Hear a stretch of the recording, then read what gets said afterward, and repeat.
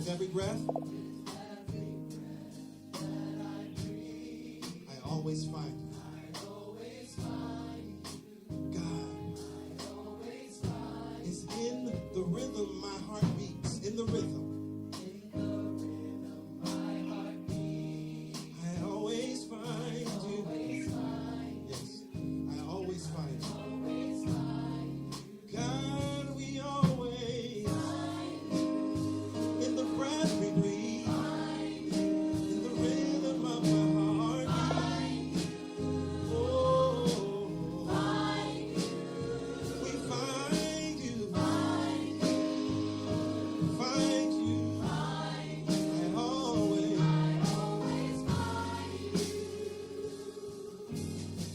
in the beauty, I always find you. Yes. In the rivers and the seas, I always, God is in everything you see.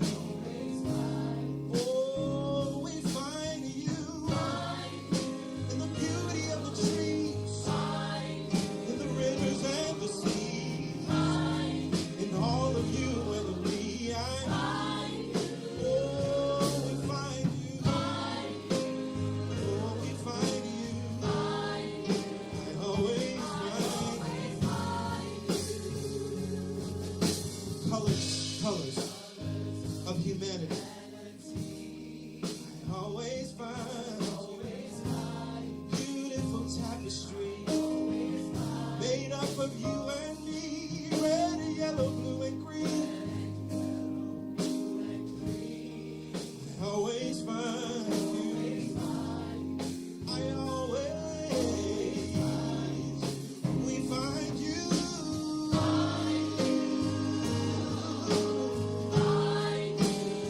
Oh,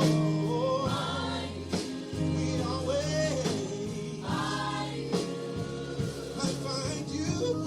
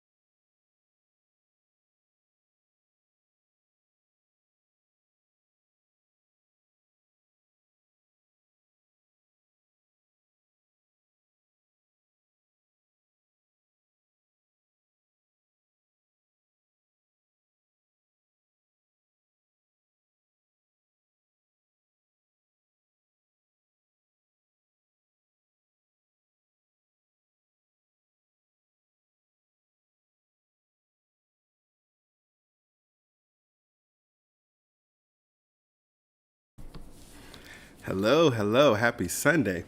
Happy It is so Sunday. good to see you. It is so good to be here with each and every one of you on this beautiful Sunday morning. Let us begin as we always do with prayer. This morning, I will be leading us with prayer. So I invite you right here and now to just take a deep breath in. We breathe in through our nose, exhale through our mouths.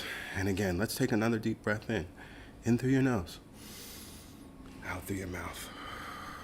And we take this breath not because it's spiritual to breathe, but this is an easy, simple way to bring ourselves to the present moment. For the past is gone, the future is yet to come, and we are here now, and we recognize that God is always here now. There is one mind, one power, one presence, and it is working in all, through all, and as all. There is one life, and that life is my life now. That life is your life now. There is one good, and that good is permeating every area of your life, every vein, every organ. It is permeating all of you, all of us, right here, right now. Mother, Father, God is here because God neither comes nor goes. And so we put the focus of our attention on this reality that the presence of the Lord is here. We put our focus of attention on this reality that the presence of good is here, that the presence of love is here. And as we know that it is here, we know we are one with it and one of it.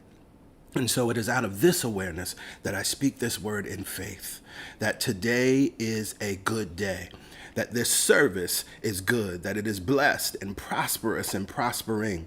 And so right here and right now, we open up our hearts and our minds. We open up our very lives to receive what is here for us to receive, to transform that which is ready to be transformed, to love on that thing which has not been loved, to transmute those thoughts that need to be transmuted, to move into a new expression of who and whose we are. For we know the truth, we are worthy. For we know the truth, we are magnificent and significant. For we know the truth of who and what we are. And so we seek to allow more of that to express, that perfect self-expression right here and right now. I am so grateful for all that will take place and has already taken place, for it is good. And it is out of this awareness of the good that I release this prayer. I release it back into the law, which is always in operation, bringing forth more good. Thank you, God, in us, through us, and as us. From this place of awareness, we say, Amen, Amen. Ashe. Ashe. And so it is. So it is. So it is. Thank you, God. Thank you, God. Yes, yes. Well, good morning again. It is good to see y'all. It is good to be here with each and every one of you. And I am personally excited and looking forward to getting into the teaching today. But before we get into the teaching, I want to take some time to say what's up and hello and good morning to our first-time guests. If you are a first-time guest, we are happy that you're here. We're happy that you chose to spend your time, your Sunday, streaming here with us. And if you would like, of course, you can shout yourself out in the comments. Let us know where you're connecting in from.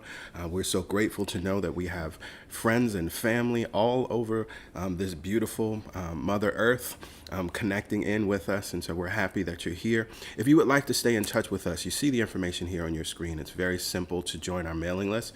Just text the word welcome to 347-472-1078. Just the word welcome, no additional words, signatures, hellos, or emojis. When you text the word welcome, you'll receive a response with a link. Click that link, enter your information. You'll receive another response saying you're all set, you've been added, and then you're definitely on our mailing list. For our international folks, it's probably easier to just go directly to our website to join the mailing list so that you're avoiding international texting unless you have a plan that allows for that. Right? But more importantly, we see you, we love you, and we're happy that you're here. We're happy that you chose to hang out with us today. So we do have some announcements. We'll cover those, and many of these things are also in our weekly email. Mm-hmm. So as you join the mailing list, you'll see these things. But let's tap into what's going on at CSC. I do want to acknowledge, because I don't think we don't have the screenshot, but it is still Pride Month. We are celebrating Pride. If you saw it in the countdown, we are celebrating Pride. We are also noting LGBT plus persons of color with the quotes this month. So make sure you check that out if you missed that. Last week was Audrey Lorde. This week was Angela Davis. We are a church that believes in prayer, and so we gather each and every week for prayer.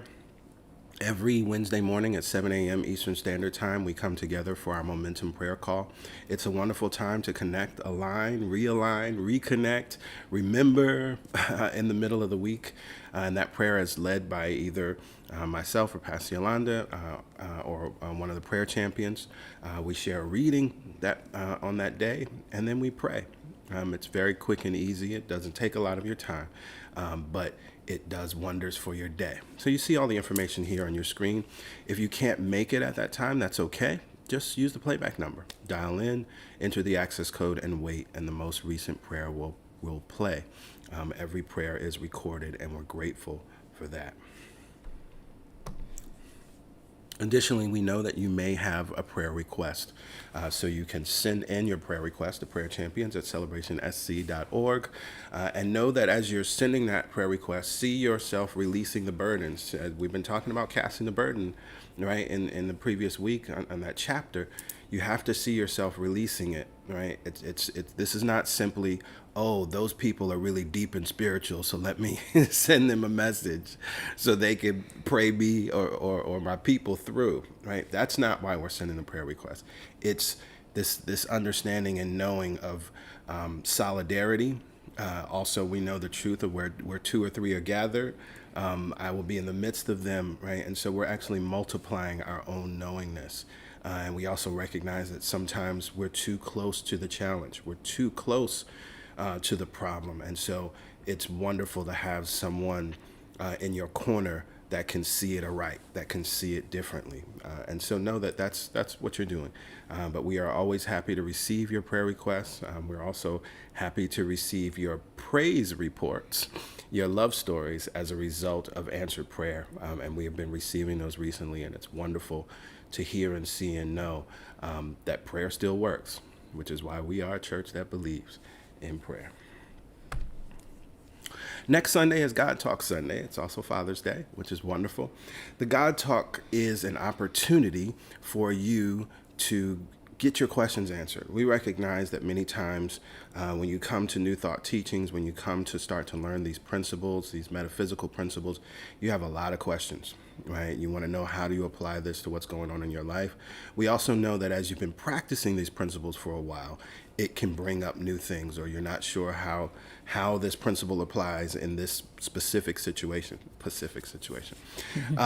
But when you do that, when you come to the God Talk, we're here to answer whatever those questions are, right? No question is off limits.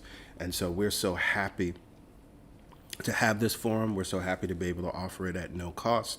But because we're virtual, it is happening over Zoom. So you have to be there live, and you have to have the Zoom link and password in order to get in. So if you're on our mailing list, you'll get that because it's in the weekly email every week. And for our first-time guests, you're hearing about this, and you may think, wow, this God Talk thing sounds wonderful. I want to be there.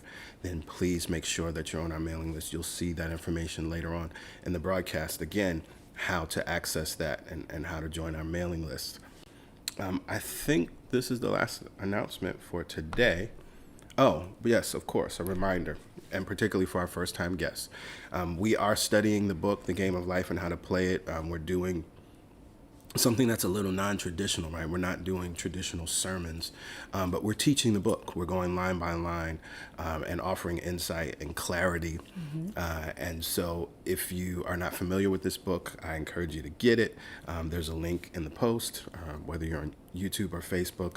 You want to read this book, and I also encourage you that after today's class, you go back to week 1 and read the first chapter and watch the teachings, because it's really about taking it piece by piece, bit by bit, step by step. We're being very deliberate, very intentional, very methodical about the way that we're moving through this text. It's a beautiful way to demonstrate how you should approach a text, a New Thought text. You should be that methodical. you should take time to digest it, to integrate it, and then to practice or live from it. It's not about rushing through to get to an end so you can check it off of your list as something that's in your new thought library that you've read and can say you read. It's, can you say I lived it? And if you are living it, your life will represent it. Yes. So we wanted to take these kinds of opportunities. We did it last year this time with the Master Class Thrive, and we're doing it again this year. Yes, Both yes. of these are available online. Absolutely. Okay, that really is the last announcement. And so now it is time for meditation. And here we are. It's so good to be with you every Sunday. When we began CSC, and before we began, we knew we were going to take time every service to practice the presence, to experience God within us for ourselves, not to be told what God is, but to know it so viscerally because we are connected to it and we feel it with every breath. And so, as I like to say, it's more than just consuming information. It is experiencing God that makes the difference. And so we take time every Sunday to experience God, to know it, to allow it, to trust it, and to live from it. And we take this experience out into our week, bringing ourselves back to it whenever we need. And so we always have affirmative thought, a centering thought for the month, because we want to practice it more than once. And to be in alignment with our text that we are reading, I've chosen this month, I cast my burdens on the mind of God, and I go free. I don't have to carry any worry, doubt, fear, unworthiness, because they are unworthy of me. All I have to do is in my mind give God permission to take those burdens. I release them. I could cast them into the sea, and I can go free. I could allow that energy of my heart to consume any of the doubt, and I could be free. I can trust God to be in its business so I can be free. And so this month we are affirming, we are knowing, and we are feeling what it's like to be free of the burden. To be free of the burden. To allow our minds to do what the mind does, but to allow our physiology and our experience to be free of the burden. Because we were born free, not burdened. That is something we acquired here. And since our birthright is freedom, that's where we want to live from. That's what we want to connect to. That's what we want to experience. So let's go ahead and look around the room and notice that right where you are, God is, and all is well. That you are safe, that the past is gone, and that now we get to practice letting go of the burden. The more we practice, the easier it becomes to not only affirm the words, but to feel the truth within the words. So, settle in. Whether you are seated upright, shoulders over hips, in a chair, on your bed, on your sofa, go ahead. Now that you remember you're safe, close your eyes. And that simple act of closing the eyes triggers the brain that it's time to relax. Triggers the physiology. It's time to relax. Triggers and signals our connection to the source. We give it permission to enter. So just for a few breaths here, notice only the breath that is moving, just like the waves of the ocean, going out and coming back. We make no judgment of the breath. We just notice the cycle.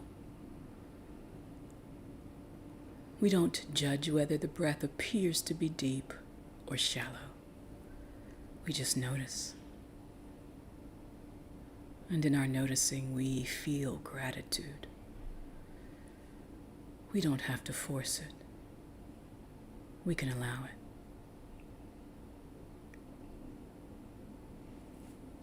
And with each round of breath, we relax more and more into that pool of allowing, that place of knowing that I can cast all of my burdens on this superconscious mind of God and go free.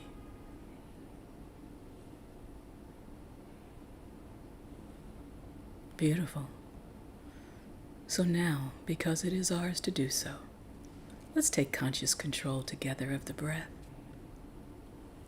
sending our thoughts and our energy and the breath into the low belly, and together inhaling and expanding the low belly at the same time. Inhale.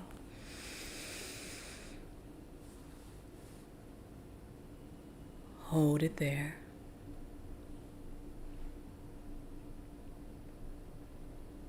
Open the mouth and relax the jaw. Sigh it out. Nice and easy.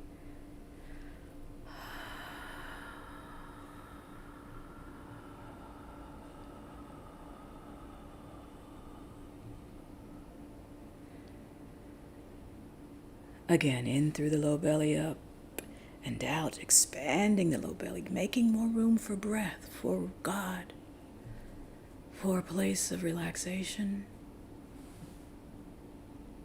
Hold it there.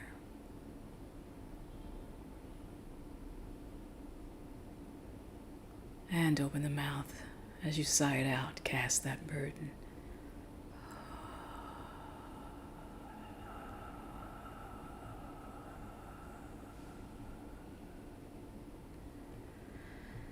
Elongating and moving that breath, that prana, in through the low belly, now up through the rib cage. Maybe we've been shut down, so we expand the front and the sides and the back of the body. Hold it there. Open the mouth, relax the jaw, and allow the sound to release the burden.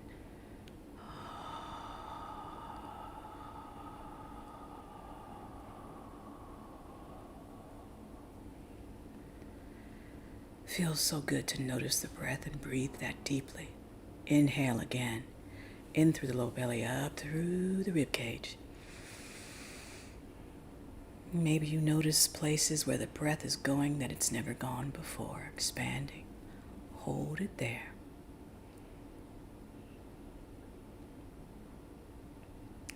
Open the mouth and sigh it out.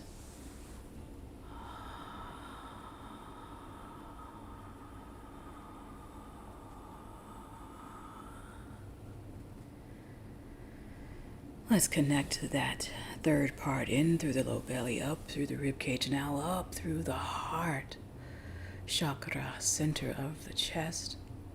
Hold it there. Maybe you feel an opening across the chest, across the back.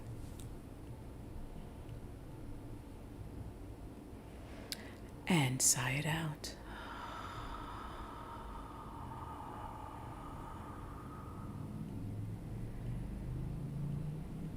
Again, elongated breath. The lungs are longer than you expect and even know. Inhale all the way up through the heart.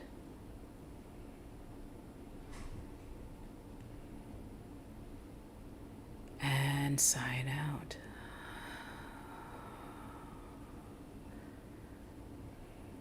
Let's practice a few rounds of that deep, elongated breath and what it feels to hold, and more importantly, what it feels to cast and release. Breathing all the way in and up. But this time, close the lips Exhale through the nose. This will be our form of breathing for our meditative time. In and out through the nose.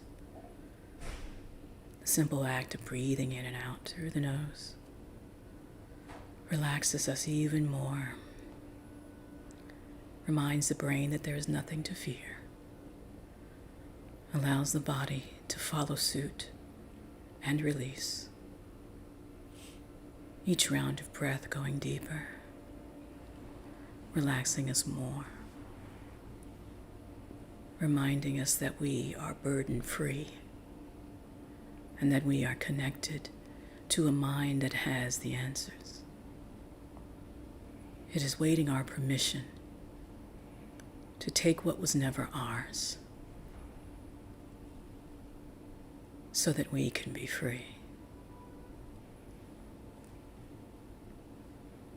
Beautiful, everyone. Now let's send all of this energy and this freedom into the rest of our body that may have been carrying a lot this week. The mind might not be consciously focused, but the body has stored it. And so now we get to release it. Sending energy into the feet. We walked and we've carried.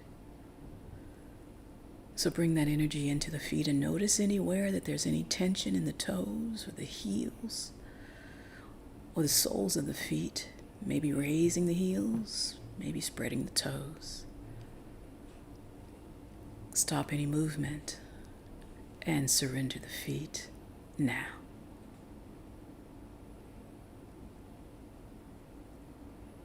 I cast the burden, whatever burden I've been carrying, on the mind of God, and I go free. I let the energy of freedom move up through the soles of my feet towards my ankles. Relax the ankles now. Energy now flows across the shins and the calves. Notice any tension that you've been holding there. Breathe into it.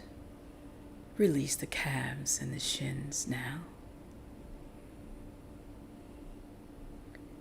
Energy flows across the knees. Relax the knees. Surrender the burden. Cast it. Go free. Now. And since that energy is now unobstructed, we allow it to flow across the thighs, the hamstrings, the glutes, the hips, the hip sockets, so that we can surrender the lower half of our body into this energy of freedom. Do it now. And from this place, we notice that the energy is moving in through and up our spine, activating each chakra on its ascension. As that energy, that Kundalini rises, we make no attempt to block it. We give it permission to flow up, up, up, up, up and out the crown of our head, unobstructed, unburdened, open, balanced, available.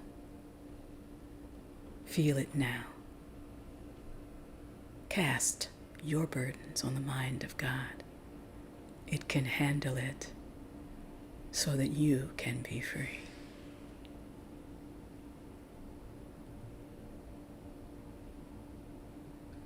And since we have individually given ourselves permission for freedom to flow, and since we now can visualize that energy above us all, let's collectively give it permission to gain strength, power, certainty as it flows back down through the crown, activating that intuitive power,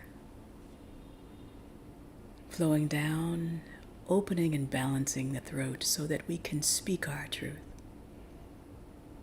Across our shoulders that continue to sometimes carry in ways that we want to go and let go.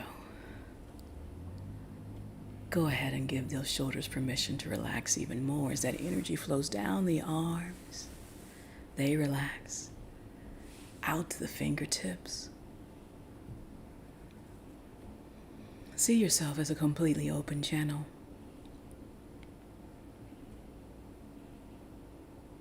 A channel free.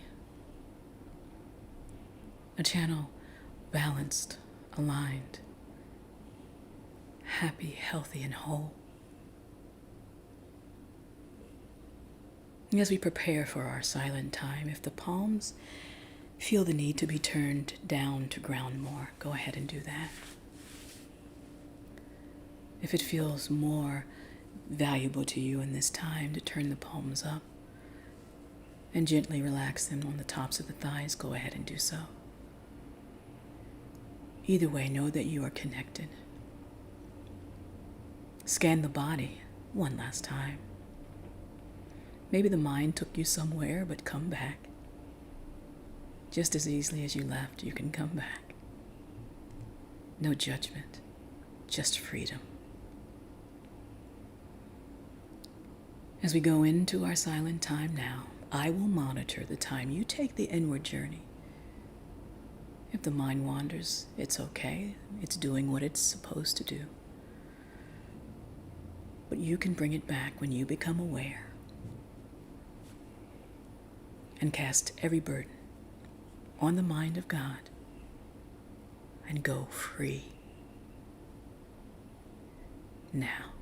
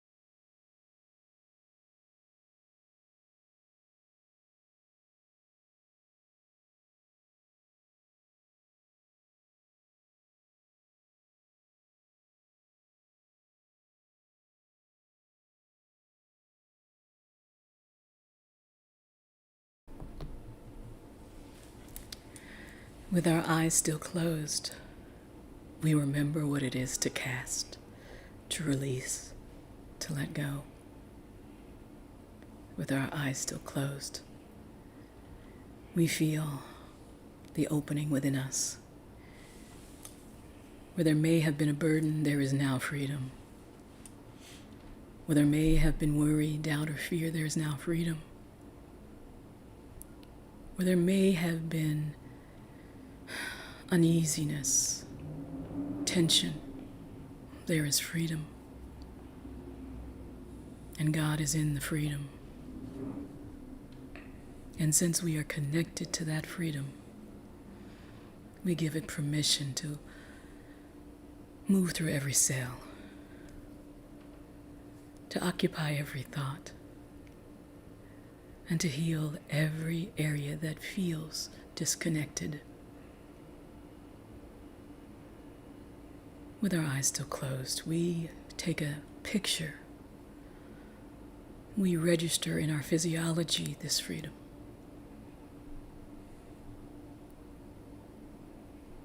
And we stand in gratitude for the ability to experience it moment by moment.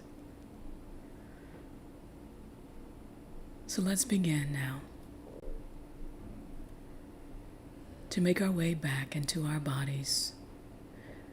But we leave behind those ideas, those thoughts, those patterns, that conditioning that no longer serves us.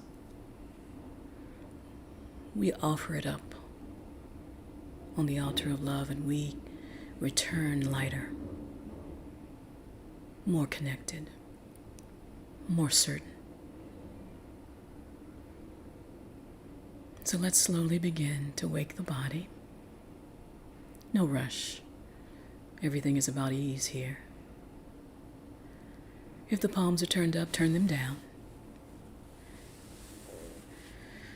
And maybe elongating the breath, and maybe slowly waking the lower half of your body. Maybe rubbing the knees and the thighs and the shins. That slight contact, that slight movement. We stand in gratitude that we can feel. We notice how easy the breath is flowing now. So stop the movement. Plant the palms. Inhale, draw the shoulders up by the ears.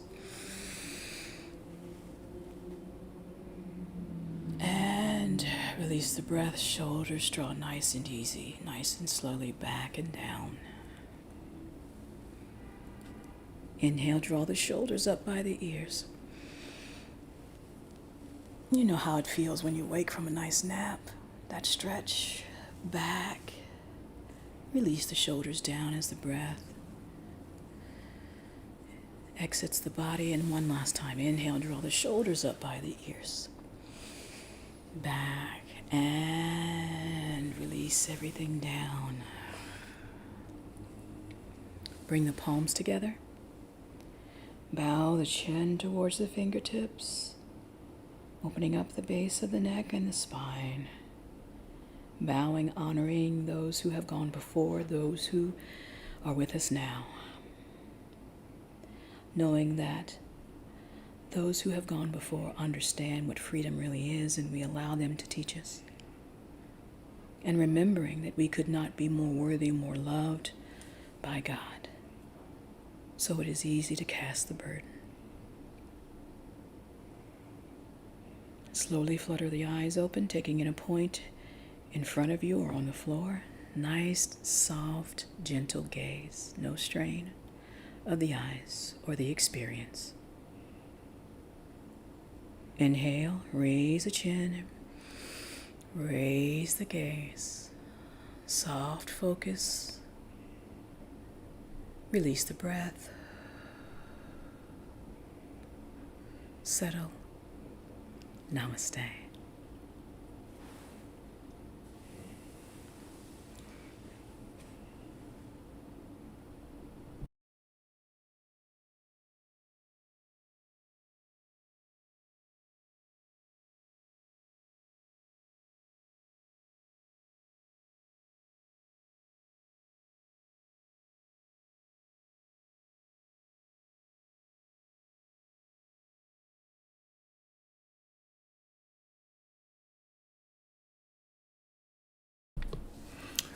Yes, yes. Namaste.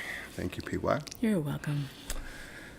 Yes. So we are in the ninth chapter of. It sounded like I was talking about the Bible. We're in the ninth Chapter. Open your books. Let's read the 9th chapter. the ninth chapter in the game of life and how to play it. There's so many wonderful things in this chapter. So get comfortable, But stay alert. Strap in, and yeah, let's dig in. We received one question about this chapter, and we'll specifically highlight it when we get to it. It was a great question. I'm so happy that somebody asked it, because there is a lot to clarify around that section. So when we get there, I'll highlight that. But we appreciate that question. So let's go ahead and dig into the. Let's adjust my screen here so I can see what's going on.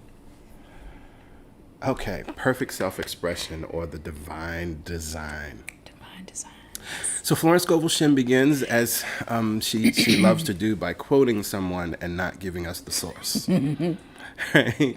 No wind can drive my bark astray, nor change the tide of destiny.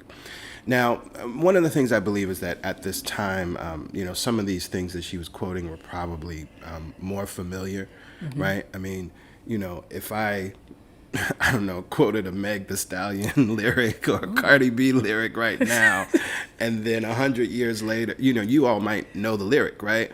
But 100 years later, without giving credit, like, it just might not work, right?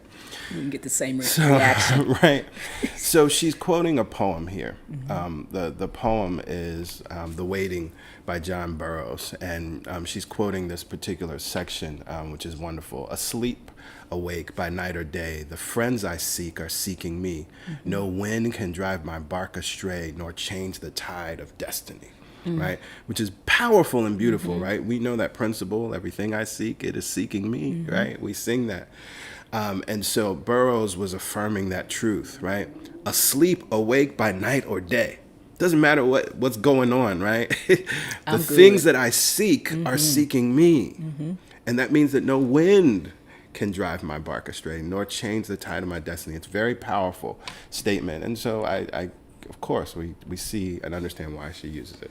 Yeah, you might want to go back and check out the entire poem. Yeah. It's a beautiful one. I love poetry, and it was a good use of it in this instance.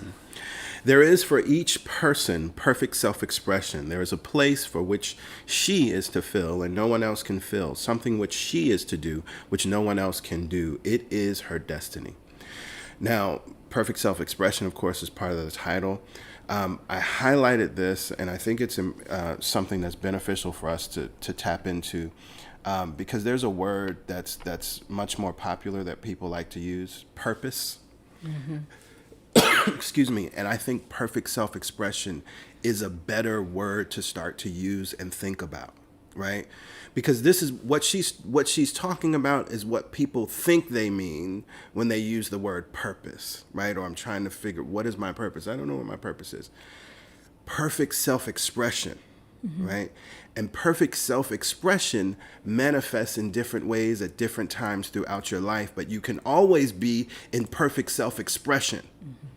Right? See, if many people teach and think that purpose is about what we're doing, and so then if you're not doing the thing that's your purpose, right? You're an athlete and then you get in a horrible car accident and you lose your limbs and you can't run or jump anymore. Oh no, I'm not, I can't live my purpose. But you can actually absolutely live your perfect self-expression under and through all conditions. Right? So it's a beautiful use of this word, right? What she's teaching here. And this is what I hope folks really get from this chapter. It's also beautiful because many times we beat ourselves up if we haven't, quote unquote, identified our purpose. Or people are trying to achieve their purpose because they feel less than. What this is saying is it's already in place. Yes. It's already there. Yes. So you're not looking for your purpose. You're just allowing it to express. Right. The student that's in law school and has not become a lawyer yet is still in perfect self-expression. So she doesn't have to think, oh no, I'm not in my purpose. Once I've passed the bar and I'm working for this high-powered firm, now I'm living my purpose. Or I'm working in social justice and now I'm living. No, perfect self-expression happens now. And perfect self-expression happens every day, always. Yes. It's almost like the idea of holy encounter from A Course in Miracles. If I'm on the planet, if I'm interacting with someone, I'm being a perfect self-expression. If I'm allowing that God within me to guide me in a conversation, in an action, then I'm being a perfect self-expression. Yes. Please don't let people convince you that you got to go find your purpose. You just got to allow your purpose. Your perfect self-expression. Right. This achievement is held, a perfect idea and divine mind, awaiting our recognition. As the imaging faculty is the creative faculty, it is necessary for humanity to see the idea before it can manifest. So humanity's highest demand is for the divine design of our life. She may not have the faintest conception of what it is, for there is possibly some marvelous talent hidden deep within her. Her demand should be, Infinite Spirit, open the way for the divine design of my life to manifest. Let the genius within me now be released. Let me see clearly the perfect plan. The perfect plan includes health, wealth, love, and perfect expression. This is the square of life, which brings perfect happiness when one has made this demand. She may find great changes taking place in her life, for nearly every person has wandered far from the divine design. That's so important. This whole thing preaches right now. Ooh. Right? So when we're talking about perfect self-expression, right? Infinite Spirit, open the way. This is a powerful prayer, right? Doesn't, and I'm going to always highlight this. It doesn't say, "Open, Infinite Spirit, please open the way." And it also doesn't end with, "And I will be a very good person if you do this," right? I also love here, because I think this is important, when she talks about the square of life: health, wealth, love, and perfect self-expression. What we find many times, and we look at folks that we deem successful or have made it, they're actually not living in the square of life. Right. You understand that there's 4 pieces to that. It's all balanced. It's not that I'm the most famous celebrity, right? Or the richest man or woman. It's balance in all of those areas of my life that is meant to be. The genius. I love how it says here, let the genius within me. That means that it's already there. It means I'm acknowledging that it's there. I'm not guessing whether it's there or not. I'm not afraid it's not there. When I said, let this genius, Yeah. I'm putting it out there. Yeah. It's reminding me, I'm thinking about, for those of you that may know, Robert Kiyosaki, when he talks about the 4 quadrants. And we can start to look at our lives in the same way, right? Health, wealth, love, and perfect self-expression.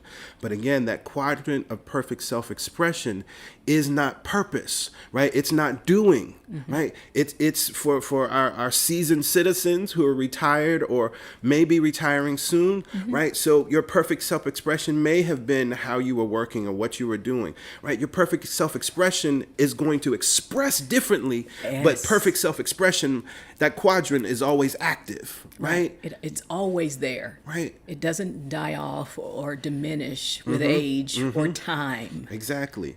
Parents, right? One of the things that I've learned and my father warned me about, right? Your kids grow up and things change, right? Your mindset has been part of your perfect self-expression as a parent, as a mother, as a father, and all of the things that you're doing and thinking about and the choices and decisions that you're making and things you're doing and not doing because you're a parent. And for many parents, when that child turns 18 and leaves, all of a sudden they feel like, oh no, I don't know who I am, right? My perfect self-expression my purpose has changed. And that's why it's so important for us to start to think about it as perfect self-expression, which is always expressing. And so change happens. Change is constant. Yes.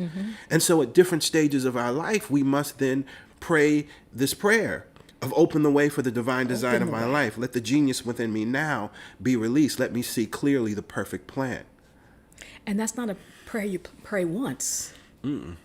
It's continually evolving. It's you're continually opening to it. We've talked about intuition. You're continually listening, right? Which also means it's perfect at every phase of your life, if you allow it. Right. I mean, this can be something that you express annually, right? Just recognizing that your perfect self-expression, just as you're continuing to live life, it's going to be nuanced. It's not going to be fixed. This is so powerful. Right, and if you're expecting it to be fixed, then you are living in fear. We keep talking about removing from fear to freedom to allow our perfect self-expression to change, because it's going to change. Not thinking that we're getting to some goal and now I've achieved my perfect self-expression. Exactly. Right, whether it's a lover or the way your body looks or how much money. If you're waiting for the carrot gonna move. Yep. The finish line will move. But how are you living and expressing? I know in one woman's case, it was as though a cyclone had struck her affairs, but readjustments came quickly and new and wonderful conditions took place of old ones. Perfect self-expression will never be labor, but of such absorbing interest that it will seem almost like play. The student knows also, as one comes into the world financed by God, the supply needed for their perfect self-expression will be at hand, right? We at CSC, we love the NAP ministry as we're aligned. We've been preaching the same thing since we opened our doors. Since we opened our doors. Right? And we so don't I grind, love... we don't hustle. Right. And so I love that she says this, right? Perfect self-expression will never be labor, right? So you may ask yourself, well, how do I know I'm in perfect self-expression? Right? Do you feel like you're laboring? Right? Do you feel like you're struggling, striving, pushing, grinding, hustling, right? The other thing I love, she says, you come into the world financed by God, right? Pre-approved. And so the things that you need to bring forth whatever it is that your current expression of self-expression is, it will always be at hand. It should feel like joy. Now, please don't misunderstand. Does that mean that there are not steps and actions you take? Of course. Of course. But most of the time, where the labor is in the worry, doubt, and fear about it. And then that mind begins to churn and churn and churn. And then your body begins and your behavior begins to mirror that thought that I don't know how I'm going to work this out and what's going to happen next. And then you get in resistance when you get an idea that's sending you in the direction. Yep. So there's all of this labor. Right. There's all of this making it hard. And usually because we've been trained to believe it has to be hard. Absolutely. She goes on, many a genius has struggled for years with the problem of supply when her spoken word and faith would have released quickly the necessary funds, right? This is so incredibly important, you know. And so that effort, that work, we're actually working against our resistant thoughts. Right. I love how Abraham talks about the idea of the path in truth is really clear, right? But our thoughts put all these obstacles on the path. Slow it down. And so then we're running this crazy obstacle course and we think that life is an obstacle course. Yeah, well, you know, when I got to that turn, you know, I had to leap and jump and crawl and dig a hole under and go around, right? So you're going to have to do the same thing. It's like, no. Life is not an obstacle course. No. Right? Especially for black and brown bodies who have been conditioned to believe that our worth and our value is in our labor, our hard work, our back and our body being put to the test. I am not here for it. Nope. I am not going to condone it. Nope. Because what has happened is our mind has been shackled and our body has followed. And we want to free it. Yeah. Yes. For example, after the class, one day a man came to me and handed me a cent. He said, I have just 7 cents in the world, and I'm going to give you 1, for I have faith in the power of your spoken word. I want you to speak the word for my perfect self-expression and prosperity. Now, I want to stop here for a second because this is beautiful. His statement was, I have faith in the power of your spoken word. It is done according to his faith. He did it. This is so critical. I hope y'all can hear this, right? When you understand how faith and power work, and even as we talked about submitting prayer requests, right? You may have faith in the power of our spoken word, but it's your faith that you're activating. You see it, right? You see it. Very important, right? So it wasn't, oh, Florence Scovel's Shin is so powerful and so amazing. I just want to share with y'all that I'm amazing and I can speak the word for anything. I have faith. And he demonstrated his faith by giving her the 1 cent. Okay. And there's more than one way to demonstrate your faith. To you. Yeah, of course. You're not demonstrating it to Florence or to us. Right. It's for your benefit, not even God's benefit. Exactly. I spoke the word and did not see him again until a year later. He came in one day successful and happy with a roll of yellow bills in his pocket. He said, immediately after you spoke the word, I had a position offered me in a distant city and am now demonstrating health, happiness, and supply. Right? And I highlight that because it's the same thing with Jesus, right? The two men came to him. They wanted to be made well. He asked them, do you believe that you'll be made well? Right? He's like, do y'all have faith? Because that's how it's going to work. It's not by me, Right, he didn't say, some y'all believe magical in being. me. Right. He didn't say, y'all believe in me. Right. Anybody that says, well, that's a good sign. Anybody that says, do you believe in me? You should run the other way. He said, do you believe in you? Right. Right. Very important. A woman's perfect self-expression may be in becoming a perfect wife, a perfect mother, a perfect homemaker, not necessarily in having a public career. This is very, very dated. Demand definite leads, and the way will be made easy and successful, right? So this is taking us back again to understanding intuition and guidance, right? And I pray that you all are seeing this anew, right? That you can demand definite leads, right? Because that's what this prayer is here. Infinite Spirit, open the way for the divine design of my life. Let the genius within me now be released. Let me see clearly the perfect plan. That's a demand, right? Demand for a definite lead. Right, and if you are, I keep coming back to this because this word demand is throughout this text. If you have a problem with the word demand, first of all, check with yourself. What is that? And if that word doesn't work, it needs to be a word that is equally powerful for you. Command. I mean, right. The word is so intentional, so specific, and very necessary.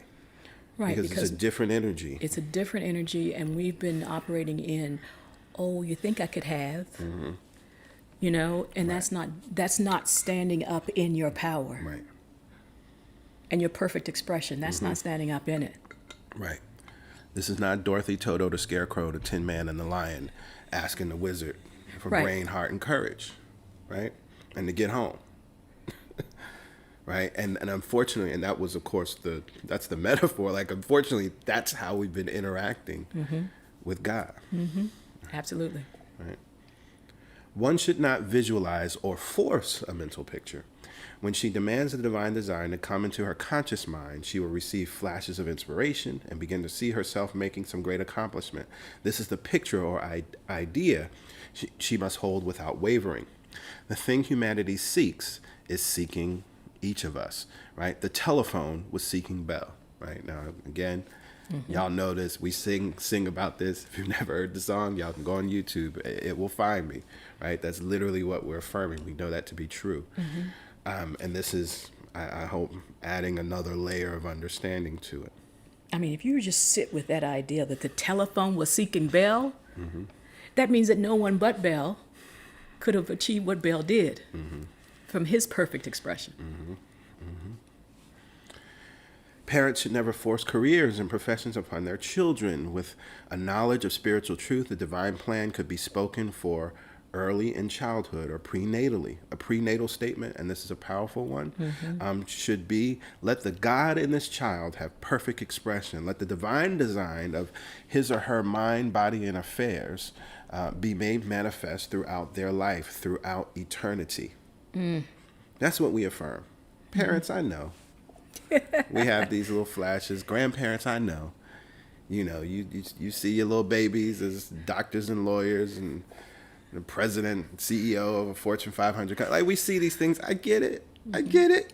You may put a little, get a little baseball glove and put it on the child. Like, I get all of that stuff, but it's really, really important that we tap into this reality, right?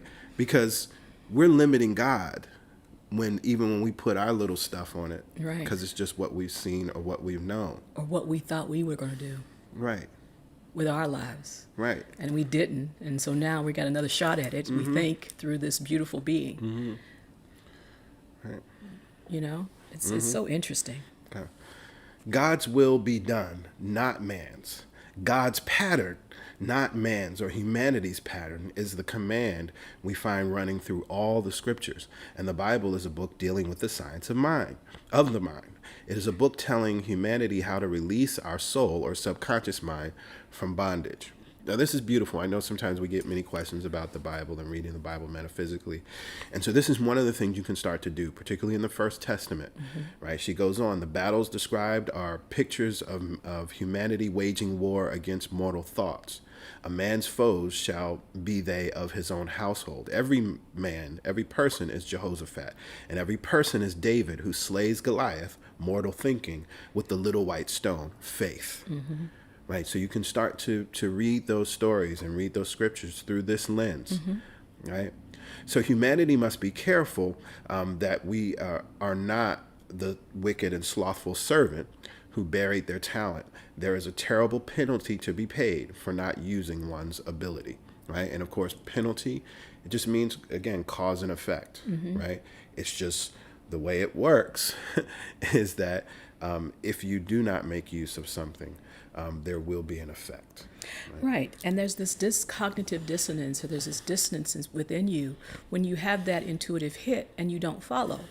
It just doesn't feel good. And so that's the penalty. Yeah. It just doesn't feel good to be given insight and inspiration to move in a direction and then not do it because of your fear, or because you've never seen it, or because you don't know what's going to happen when you get there.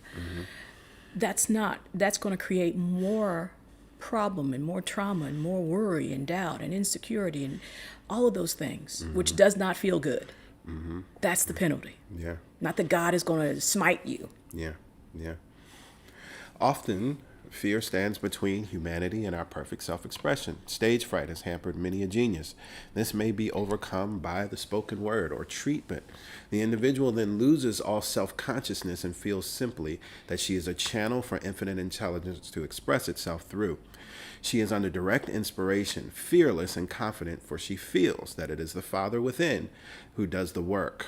Right? This is, we come back to this all the time. I mean, this is something that I come back to daily, right? Because I just know, I know what it's like to operate in self, as my dad would say, right? In relying on my intelligence, relying on my known abilities to appear smart or capable, and I know what it is to bring all that I am and allow God to use it and blow my mind, right, with what actually comes through me, right? And so she tells the story. A young boy came often to my class with his mother. He asked me to speak the word for his coming examinations at school. I told him to make the statement, I am one with infinite intelligence. I know everything I should know on this subject. He had an excellent knowledge of history, but was not sure of his arithmetic. I saw him afterwards, and he said, I spoke the word for my arithmetic and passed with the highest honors, but I thought I could depend on myself for history and got a very poor mark. Man, or humanity, often receives a setback when we are too sure of ourselves, which means we are trusting to our personality and not the Father within. Right, the ego. We're trusting that ego identity and not the God within us. Right. Please highlight that section. And this is an important lesson, right? And you start to look at things. I like to study the rise and fall of governments and countries and people, and myself, right? And one of the things that you can start to see very clearly is this principle, right? That we become too sure of ourselves, meaning we are trusting in our personality or what we've seen ourselves do and not the Father within. Right. We're not saying you shouldn't have certainty, but it's a certainty about the connection to infinite intelligence, not your intelligence, which is only a small part of infinite intelligence. So it makes complete sense that when you rely on what you have known and what you have done and what you have seen, you might come up a little short the next time because it might be requiring some other information that you don't have. And because you are so in your ego identity, you would never even ask for more insight. Right. And the young man said, I thought I could depend on myself for history. See, and this is also where we get into, we become responsible for what we know, right? As you're studying these truths and begin to utilize these principles, and yes, you're manifesting wonderful things, But that's part of the okie doke, right? And I watch people, particularly in the struggle to move from stage 2 to stage 3. We're talking about the consciousness. We're moving from a make it happen to this stage 3, which literally is it is not I, but the Father within me stage. It's because of the wonderful things that have taken place. They have been they mistakenly believed that it was them, right? And so what happens is then you stop doing the things, right? Yep. You were praying, you had your daily spiritual practice, you were meditating, you were tapping in and you were journaling, right? You were doing all these things that were maintaining the connection, right? That there's something within, right? Maintaining that connection. But once you arrived, and here's the thing, it doesn't happen overnight. It could be years later you realize, oh, I haven't picked up my journal in years. And it's so subtle. It's so subtle that we don't. And one of the things I tell my clients, you got to pay attention when things start opening up. What am I doing that's allowing this flow to be so easy? What am I doing? What am I thinking? What have I let go of? What am I allowing God to be? Right. What practices do I have in place? Why would you change what was working? Right. And Except for the belief that you got it. Yeah. And so the more success you achieve and whatever that looks like for you, that's actually the opportunity to lean in more.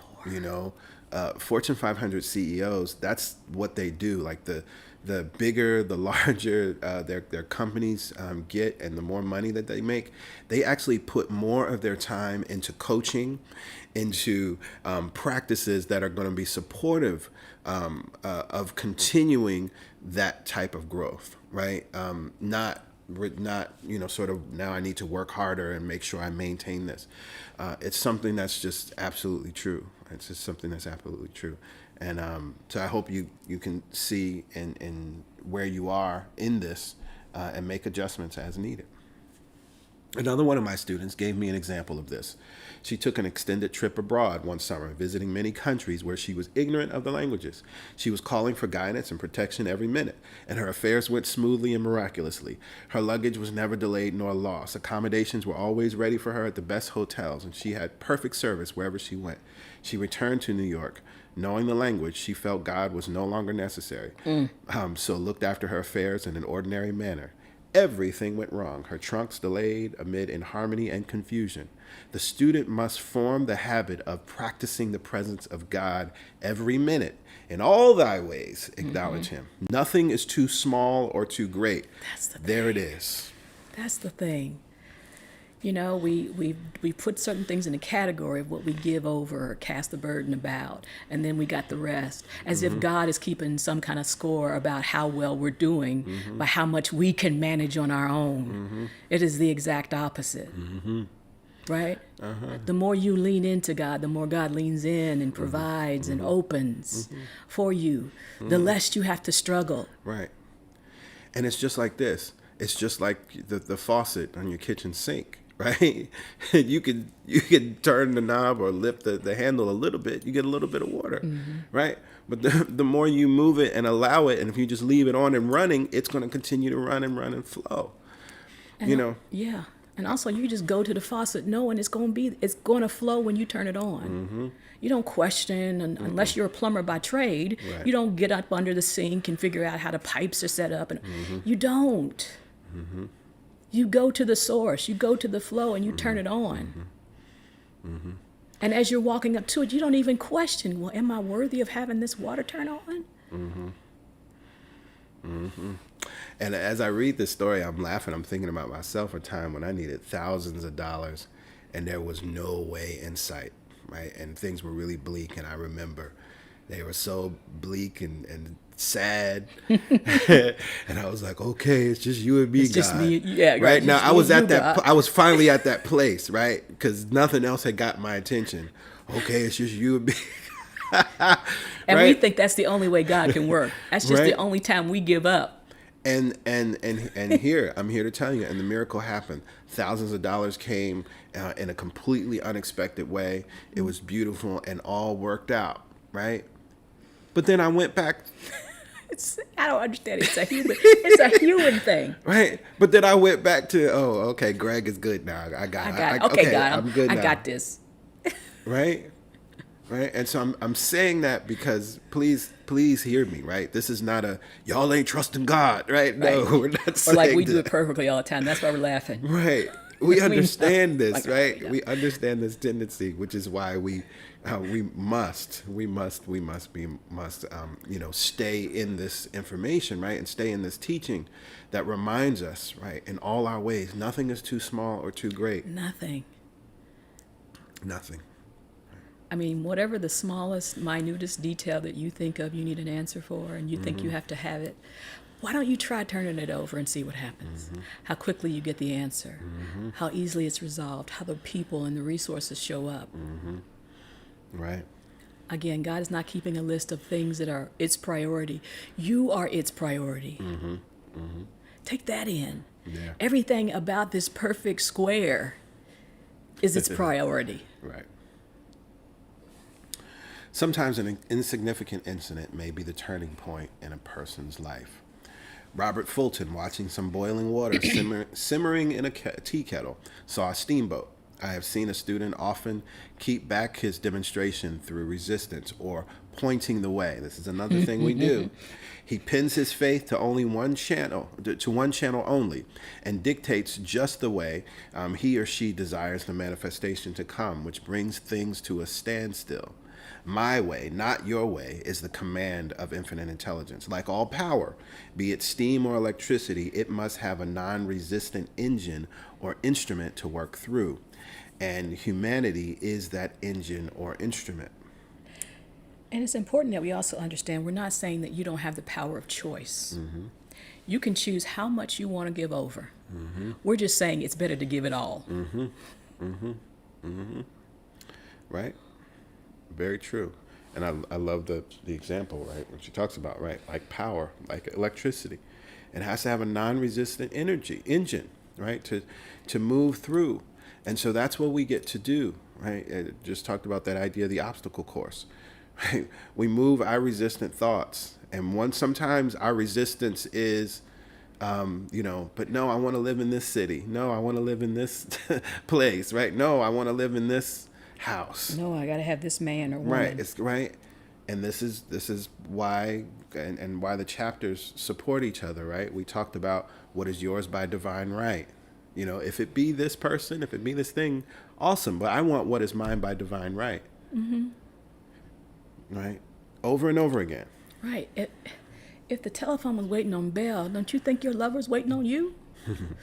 Just think about these ideas. Don't just read them. Start to think about your life and where you feel that there's an absence or something lacking. And then apply it to you. Don't just say, oh, that's good about Bell. What's good about you and how supply shows up and how you're connected to the thing without even asking? Over and over again, humanity is told to stand still. O Judah, fear not, but tomorrow go out against them, for the Lord will be with you. You shall not need to fight this battle. Set yourselves, stand ye still, and see the salvation of the Lord with you. We see this in the incidents of the $2,000 coming to the woman through the landlord when she became non-resistant and undisturbed, and the woman who won the man's love after all suffering had ceased. The student's goal is poise. Powerful word. Right? And I encourage you, we won't get into it today, but I encourage you to look at poise. Look at the definition. Look at the synonyms for poise. Poise is power, right? For it gives God power a chance to rush through us, to will and do its good pleasure. Poised, we think clearly and make right decisions quickly. We never miss a trick, right? And that goes along with the sentence above this. Non-resistant and undisturbed. Right? Sometimes we're non-resistant, we think, but something can come into our experience and throw everything off kilter. We become disturbed. It's saying, I'm open and available and nothing. I am unconditionally open and available. I am poised for my progress. I'm poised for my prosperity. Right. Poise. Check into that. I think it also has a regal connotation. Absolutely. We affirm that we're kings and queens, and that's powerful, but then we ain't poised. It's just a word that we put on the front of our name. In consciousness, we're not poised, right? And it's like, okay, are you really acting kingly or queenly? Are you poised? Are you ready? Are you available? Are you disturbed or undisturbed? Exactly. Are you knowing that it's coming? Or are you wondering and looking around every corner to check and make sure it's coming? Poised. Unbothered. Unbothered, undisturbed. Yes. And when you say the word undisturbed, something happens in your physiology, in your consciousness, in the way in which you approach and speak and act and expect. And this is unconditional living. I'm going to highlight that sermon series. If you've seen it, if you were there or listened to it or watched it, or if it's your first time hearing about it, go to YouTube and watch the Unconditional Living series, because that series is teaching you how to live poise, how to embody that. You know, we often think of back in the day when they used to do etiquette classes, and you want to be poised. We got away from that because we don't teach those kinds of things. But what it's pointing to is this very way of holding your life experience and yourself. The way you see life is different. Undisturbed, unbothered, unrestricted. We go on. Anger blurs the visions, poisons the blood, is the root of many diseases, and causes wrong decision leading to failure. It has been named one of the worst sins, she puts that in quotes, as its reaction is so harmful. The student learns that in metaphysics, sin has a much broader meaning than the old teaching. Whatsoever is not of faith is sin. He finds that we find that fear and worry are deadly sins. Absolutely. They are inverted faith, and through distorted mental pictures bring to pass the thing we fear. Our work is to drive out these enemies from the subconscious mind. When humanity is fearless, they are finished. He is finished. Maeterlinck says that man is God afraid. So this statement that she uses here, man is God afraid, by Maeterlinck, was actually the question that came up. So I love this. There's some good things here, and we've been unpacking the use of sin. I think sometimes her language is a bit hyperbolic, right? Fear and worry are deadly sins, right? It's not that you die a physical death. But you shut down the flow of consciousness or the flow of connection, and that feels like death. Yes. Right. It absolutely feels like death, or it's the death of, your money is not flowing well, right? None of your relationships seem to be working well, right? And it can feel like a death, right? Fear and worry, if practiced continually, can lead to that experience, right? And so she's absolutely right that it is our work to drive out these things from our subconscious mind. And so she goes on, when man is fearless, he is finished, right? Maeterlinck says that man is God afraid. So she actually misquotes Maeterlinck here. It's a proper reference, what she's saying, but she actually misquotes him. So this quote from Maeterlinck comes from a series of essays. The text is called The Inner Beauty. You can download it. It's available in public domain. And so in this section, what she's referring to is where Maeterlinck writes, "Whence comes the timidity of the divine in man? For truly might it be said that the nearer the movement of the soul approaches to the divine, so much the more scrupulously do we conceal it from the eyes of our brethren. Can it be that man is nothing but a frightened God?" So he was asking a question. And what he's saying is, which is so true of the way humanity lives, because we do not know who and whose we are. Absolutely. But also, even many of us, when we come into this knowledge or this awareness, somehow we still want to hide and conceal it, right? Which is something that Jesus taught us not to do. You are the light of the world, a city set upon a hill, right? You don't hide your light under a bushel. And so, understanding the divinity of humanity, he's asking this question: can it be that man is nothing but a frightened God? It's almost rhetorical in that Right. nature, because he knows the answer. Right. Right. And so, in that sense, when she's referring back to it, she's saying that in this same space, because she's saying fear and worry are deadly to us in the sense of it's the opposite of the life that we want to have. Right. Right? And so then you understand when man is fearless, it is finished. The doubt is finished. The disconnection is finished. The living off our purpose, our self-expression is finished. Right? Because we are no longer frightened of our divinity, of the power that's within us. It's done. Yeah. So the reference to Maeterlinck was appropriate, but unfortunately misquoted here, which makes it harder to understand what she's saying. Right. But if you kind of take it apart and deconstruct it in the context of what the conversation is about poise, understanding and being unbothered, then this would make more sense that she would throw in this kind of a reference to Maeterlinck. Great book, actually. You should go back and you should check that out and put that in your library as one of those things that you can just pick up and read, part of your daily spiritual practice. Yeah, it's definitely one of those. Right. And then just think about the outpicturing of humanity, right, and society right now. Humanity is God afraid right now, right? We have this untapped potential and potentiality as divine beings, right? God flowing in, through, and as us, right? But we're not making use of it, right? So we're God afraid, right? We're, oh Lord, I think there's the sermon, Take Back Your Throne, where I go back to the Lion King story, right? We're Simba with Timon and Pumbaa. Right, that's what man is God afraid. That's what that's saying, right? And so even Maeterlinck, it's like if he was watching the Lion King, right? Can it be that the king, the rightful king, is he's a king afraid? That's who Simba is. Like that's what all of that is about. But humanity is living collectively, right? Living like Simba, out there singing Hakuna Matata with Timon and Pumbaa, right? Instead of taking being his rightful throne. Exactly. And imagine how humanity is absolutely right, is living as God afraid. Look at what's happening.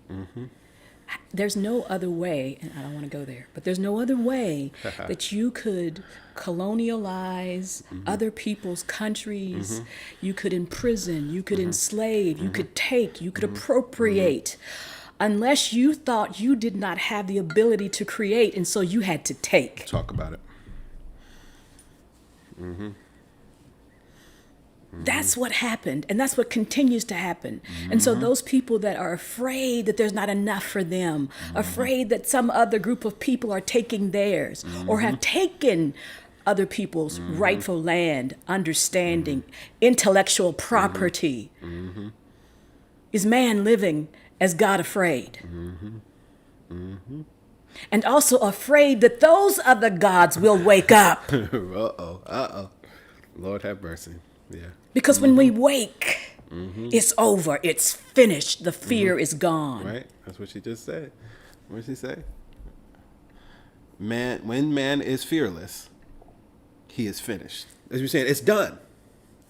When we come back to our place of freedom, Lord have mercy. it's done. When we come back to and remember our divinity, it's done. When we remember our perfect self-expression already exists, it's done. Yep. And I no longer have to prove to the gods who are afraid that I'm not afraid. I just live in it. Yes, yes. Woo! All right, we got some Yes. more chapter to get through. So as we read in the previous chapters, humanity can only vanquish fear by walking up to the thing that they are afraid of. When Jehoshaphat and his army prepared to meet the enemy, singing, "Praise the Lord, for his mercy endureth forever," they found their enemies had destroyed each other, and there was nothing to fight. For example, a woman asked a friend to deliver a message to another friend. The woman feared to give the message, as the reasoning mind said, "Don't get mixed up in this affair. Don't give that message." She was troubled in spirit, for she had given her promise. At last, she determined to walk up to the lion and call on the law of divine protection. She met the friend to whom she was to deliver the message. She opened her mouth to speak it when her friend said, "So-and-so has left town." This made it unnecessary to give the message, as the situation depended upon the person being in town. As she was willing to do it, she was not obliged to. As she did not fear, the situation vanished. remember where we're talking about walking up to the lion, that means she did her internal work. She doesn't go into that in detail of what she did and how she did and how long it took. But we all know and understand what that means, walking up to the lion. We talked about that in earlier chapters. Absolutely, absolutely. And also I think I love, because she uses the example of the Jehoshaphat story, the symbolism of the army, because this is funny, they're going into war and the army is meeting the enemy singing praise the Lord for his mercy endureth forever, right? They had tapped into the vibration of joy, right? So that's the symbol of doing that work, tapping into joy and all is well, and remembering who and what you're connected to, and remembering who and what is fighting your battles, right? All of that had to happen, right? Walk up to the lion, right? And call on the divine law of protection. She says that too, right? So that she had to do something, that wasn't feel the fear and do it anyway. Right. That's the whole, and we miss it.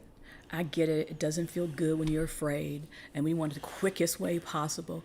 But what we don't understand is the quickest way possible is through our own mind. It's not through taking some action. Right. It's through imagining the most perfect outcome because of our perfect expression. It's about relinquishing what we thought we had to do. The student often delays her demonstration through a belief in incompletion. She should make this statement: in divine mind, there is only completion. Therefore, my demonstration is completed. My perfect work, my perfect home, my perfect health, whatever she demands are perfect ideas registered in divine mind and must manifest under grace in a perfect way. She gives thanks. She has already received on the invisible and makes active preparation for receiving on the visible. This is something that we've talked about throughout the chapters, right? This is very important. You give thanks, having already received, because that's true, right? If I say think of an airplane, it is. We may have all pictured different type of airplanes. I'm seeing a 747 in my mind right now. I'm seeing a private jet. Go ahead. Right? See? Right? We've received it. It exists in the invisible, right? And then you make active preparation for receiving on the visible. Right. And you see that was activating my imagination and his imagination and your imagination. And so we were doing something in the realm of our mind. I didn't run out and try to sell and get 16 different jobs and 5 different streams of income so that I could get a private jet. The jet became mine the moment I thought it. Hey, yeah. One of my students was in need of a financial demonstration. She came to me and asked why it was not completed. I replied, perhaps you are in the habit of leaving things unfinished, and the subconscious has gotten into the habit of not completing, as the without, so the within. She said, you are right. I often begin things and never finish them. I'll go home and finish something I commenced weeks ago, and I know it will be symbolic of my demonstration. So she sewed assiduously, and the article was soon completed. Shortly after, the money came in a most curious manner. Her husband was paid his salary twice that month. He told the people of their mistake, and they sent word to keep it. When one asks believing, one must receive, for God creates its own channels. Again, this is one of those things to just kind of tap into, because it's so true how when we recognize these things in our lives, just symbolically, right? And I put the emphasis on the word, I'll go home and finish something I commenced weeks ago, right? That's exactly where I put it when I read it. Because it doesn't matter. You don't have to be a seamstress, like, oh, I don't know how to sew, so I ain't got nothing to fix. Right. So let me. It's whatever is undone within you and your experience. And it doesn't have to be a big thing. Right? If you had decided to write a letter or decided to do visioning work and you hadn't done it, go home and finish it. Exactly.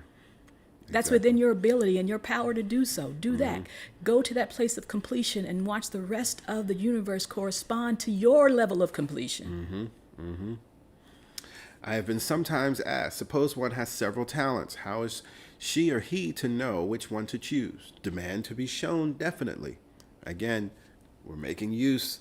See, when you have these questions, because one of the things that's rooted in these questions is not remembering, yes, I don't know, but I'm connected to the knower. Yeah, right? Yes, I don't have the answer, but I'm connected to the fountain of wisdom and intelligence where every answer resides, right? That's the only reason you can demand the definite lead. Right. Right? And it's not that you should have one talent. Your infinite intelligence has infinite expressions. Right. You can have multiple talents. But which one you move forward with, the first is first, second, third, all that way. Not, oh, I don't know what to do. Right. Oh, I shouldn't have all these abilities. I'm not shutting down my abilities. I'm just focused on which one goes first, second, third, and so on. Right. Right. And also just which one is it being expressed now. Now, Right. in this very moment. It's Right. not saying you can't have those or be those other things. Right. Infinite Spirit, give me a definite lead. Reveal to me my perfect self-expression. Show me which talent I am to make use of now. And it even says a definite lead. Meaning, oh, you're going to point me in the direction and it's going to be easy and I can just take this step and this next logical step and this next logical step. And definite is clear. Means clear, right? So that's important. That's important. I have known people to suddenly enter a new line of work and be fully equipped with little or no training. So make the statement, I am fully equipped for the divine plan of my life and be fearless in grasping opportunities. Some people are cheerful givers, but bad receivers. This is a whole message right here. This They, chapter's good. they refuse gifts through pride or some negative reason, thereby blocking their channels and invariably find themselves eventually with little or nothing. For example, a woman who had given away a great deal of money had a gift offered her of several $1,000s. She refused to take it, saying she did not need it. Shortly after that, her finances were tied up and she found herself in debt for that amount. We should receive gracefully the bread returning to us upon the water. Freely ye have given, freely ye shall receive. I think it's been a while, something I used to try to come back to often during giving, because this is the other side of it, right? And so many times we think we're not receiving, but tap in, right? Because receiving is receiving, right? That doesn't sound like I'm saying anything. What do I mean, right? Like receive. So in other words, somebody offers to pay for your lunch. Oh no, I got it. Okay, yeah, you have your lunch money. But in saying no, you're not receiving, right? All receiving is receiving. All receiving is receiving. Right, right. So I know you're looking for that $10,000 to come, but when you say no to the lunch that somebody's paying for, you're saying no to the $10,000 as well. Right. You're practicing the vibration of receiving.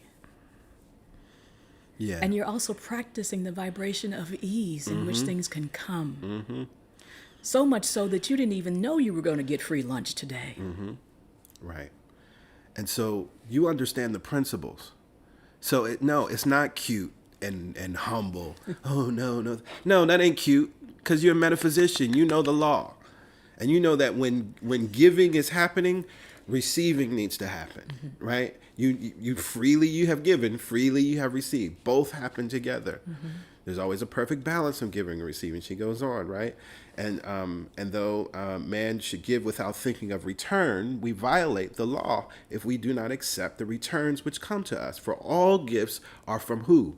God, life, source, the universe, humanity, jobs, lotteries, birthday gifts are just the channel. Right. And if you can't use it, at least accept it and then cast it back out to someone who needs it. Yeah. And so this is a beautiful practice. This is a beautiful practice.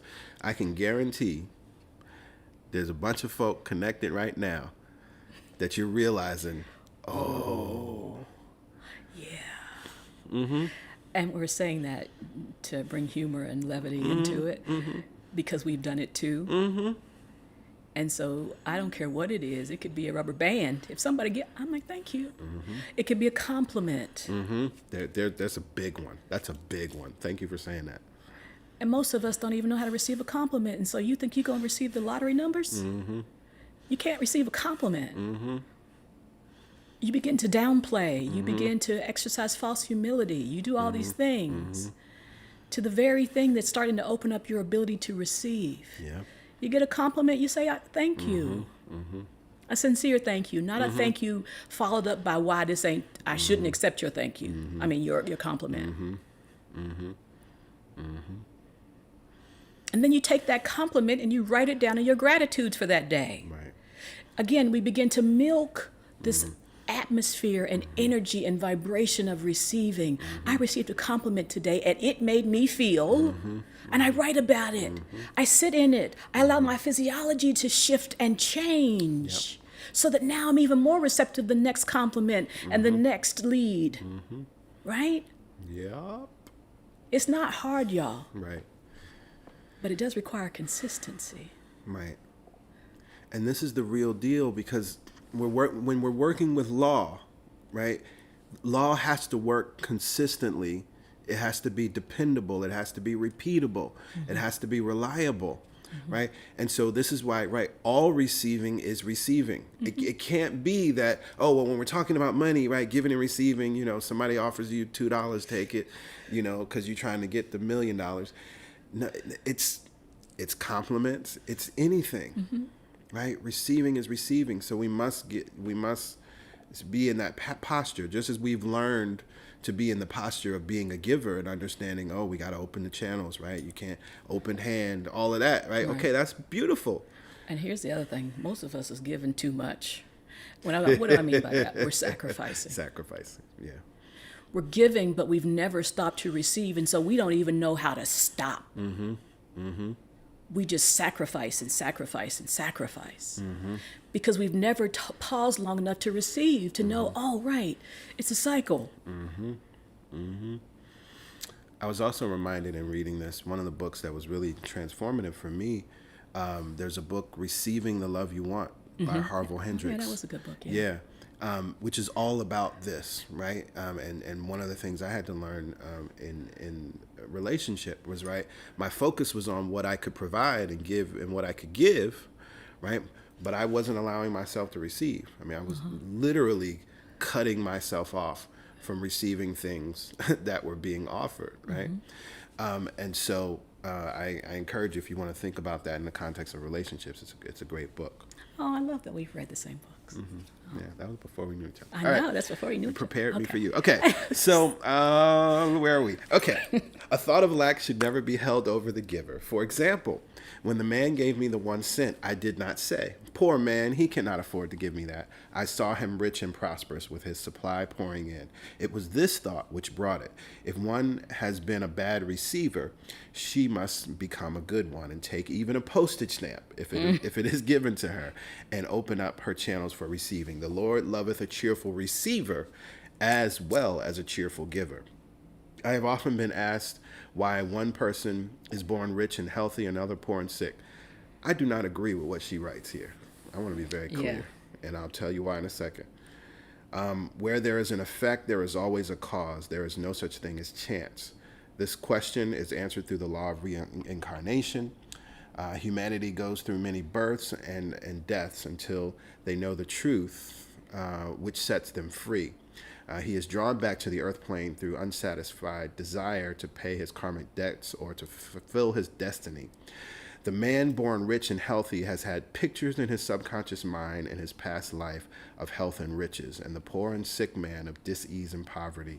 Man manifests on a plane the sum total of his subconscious beliefs. There's a lot of problems with that, right? Because we recognize absolutely that there's lots of wealth and riches that have been gained through greed, through dastardly deeds, through murder, through enslavement, right? Through all of these things. So it actually doesn't it doesn't fit, right? It fits in her context based on her world, white privileged world that she lived in. As we say in Lovelands, right? Yes. Right? Very important. It fits in that world. But as soon as you start to expand, as soon as she has to start thinking about other people, it doesn't work, right? It absolutely doesn't work. It would also then say that, right, someone that is born into slavery or born into impoverished conditions where we know and can pinpoint the reasons and why those impoverished conditions came into being, that person manifested that through their subconscious beliefs. Right. I think it's cruel, but more importantly, I think it's just short-sighted. I understand how she got there. Right. But it's short-sighted. It's short-sighted and, can I be honest, white-centered. And I don't mean that to be harmful or judgmental. It's just that from your perspective, that would make sense from her perspective. But it doesn't open up to this wider vision that we're talking about, how everything collectively has been God afraid. Right. Right. So, Now, in the second section, she says something which I think is interesting, right? Because she goes on and says, however, birth and death are man-made laws, for the wages of sin is death, the Adamic fall in consciousness through the belief in two powers. The real person, our spiritual selves, are birthless and deathless. We were never born and have never died. As he was in the beginning, he is now and ever shall be. So through the truth, we are set free from the law of karma, sin and death, and manifest the person or personality made in the likeness and image of God. Humanity's freedom comes through fulfilling our destiny. So here, she's actually offering a deeper truth, right? And of course, this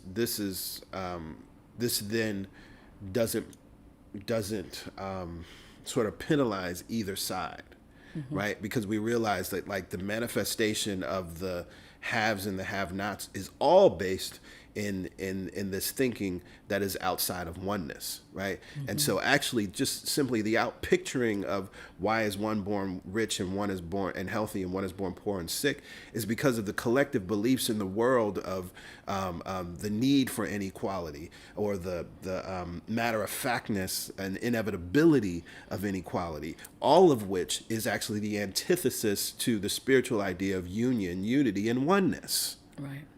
Right?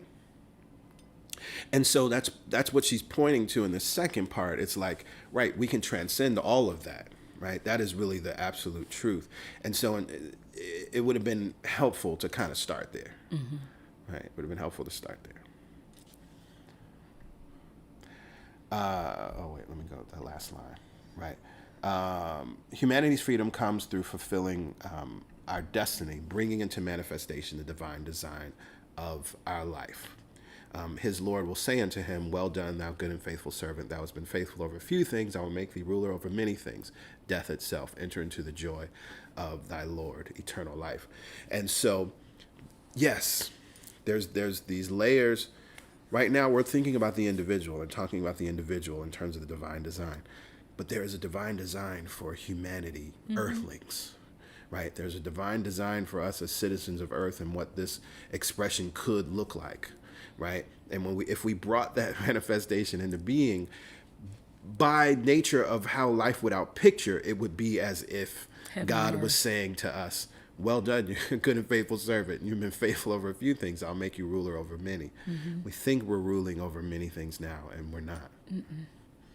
But we could. We absolutely could. We absolutely could. And so, and so when we think about, of course, as we're moving into Juneteenth this weekend, and in the next month, Independence Day, I've just kind of, for me, adopted just, this is, this is freedom time, right? From Juneteenth to July 4th, we need to be thinking about and focusing on what does freedom and independence really look like, right? So what is this divine design, right? What is the world that works for everyone, right? How can we take the beautiful mythology that's been crafted around the United States of America, right? The beautiful mythology. I mean, it's powerful. It's magnificent. It's birthed things all across the planet because of the mythology. How do we take that and then make it real, right? And how do we open up the expression and the knowledge and the historical nature of life to make it inclusive of everybody's experiences, every group of people? Right? It's interesting to me. It's not a coincidence that this is Pride Month and also Freedom Month. Right. Freedom Month too. Any group that has been oppressed needs to be free. Yes, yes. Yes, yes. Because it was born to be. So, we will move on to the last chapter next week, denials and affirmations. And then we will take the last week in June to kind of do a wrap up and a review. We're gonna we've been talking about it. We're gonna kind of highlight some things. I'll take some things that I feel like you must remember if you don't remember anything else. PY will share her Like the Cliff Notes must remembers.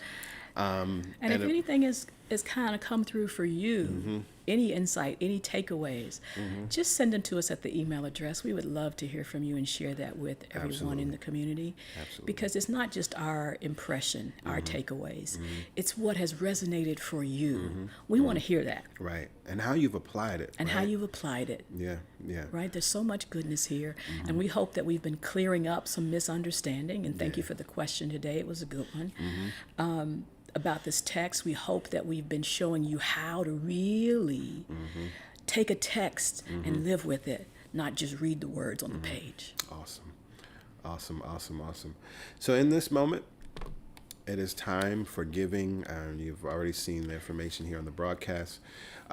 You can go to our website, celebrationsc.org/give, or you can text your dollar amount to 347-744-9500. There's a $10 minimum to text to give. We, of course, as the pastors and founders of CSC, appreciate your gifts, and we share that appreciation collectively and speak it for the entire community as your gifts literally allow this live stream to continue to support CSC and thriving and being all that it is in the world as a presence and also a beneficial presence as CSC gives to organizations that are doing powerful work, and we multiply ourselves in wonderful, wonderful ways. So know that when you give, we already talked about giving and receiving. So I would say today, prepare to receive, right? So whatever you've given, then be in that receptive mode, look for it, and recognize it comes in many, many different forms. Someone may, you may be in the grocery store. Somebody may realize you only have a couple items and they have 11 items. And they in 3-item lane. And so they're like, go ahead, right? And your instinct might be, no, I'm fine. I'm fine. I'm not in a rush. Receive, right? It could be just these subtle things, but again, what you're doing in the same way that woman demonstrated her completion by, let me go and finish this sewing project I was working on. Just through that demonstration, what you are now planning in the subconscious mind and what you're now signaling to the universe is, I freely receive. Right. It's exactly how when someone opens a door for me, physically opens a door, I say in my mind, I say a thank you verbally, and I say in my mind, all doors are open, all channels are free, the whole wide world responds to me. I use every opportunity to integrate these ideas and concepts into my being. Yeah. And so I'm receiving it. I'm receiving a reminder of an open door. And so when we operate in that spirit, we can absolutely affirm with joy and with a knowingness. All the money that I use returns to me multiplied. In a never-ending cycle. Of increase. And enjoyment. Yes. So again, we love and appreciate y'all. We hope you enjoy the rest of your Sunday and the remainder of this weekend. And of course, have a wonderful week. We look forward to seeing you and being connected with you on Wednesday for our prayer call. And if not then we, of course, will see you next week on Father's Day and on God Talk Sunday.